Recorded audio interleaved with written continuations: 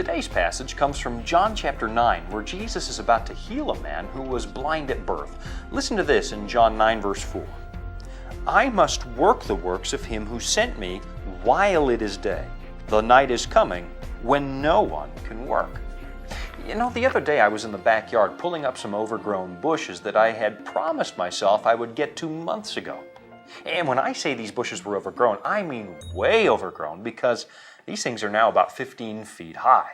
And what really motivated me to finally pull them all out is when I looked out the kitchen window the other morning and saw that some kind of disease had taken over one of the bushes, and now it was big and overgrown and brown and ugly to boot. So I got out my pruning shears and I got to work trimming back those horrible bushes that were taking over the backyard. And that's when I discovered that the bushes were not only brown and ugly, they were also dry and tough. And that made the job twice as tough as it would have been 6 months ago when the branches were still green and soft. So, of course, the question you're probably asking is, so what? What in the world do my dead, overgrown hedges have to do with you? Well, more than you might think. As you read through the Gospels and Jesus gets closer and closer to his crucifixion, you sense this urgency in his voice because he knows he's running out of time. And just before he heals the man born blind, he makes a statement we should really take to heart. I must work while it's daytime because the night is coming when no one can work. You know, in some ancient manuscripts, they translate the passage as we must work while it's daytime, which indicates that Jesus wasn't just thinking about his own personal agenda.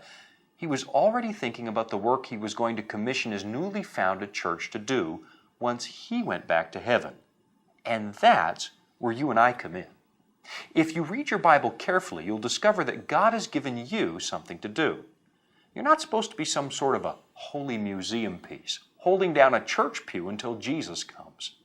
The Christian church is more than an institution. It's a holy movement appointed by God to bring the gospel to the world. And somewhere in the background, there's this prophetic clock counting the moments until we're out of time. And the Bible tells us that tough times are just around the corner. So, just like those dead branches in my backyard, we're going to come to this moment in prophetic history where we'll wish we had done something great for God back in the days when the work was a lot easier.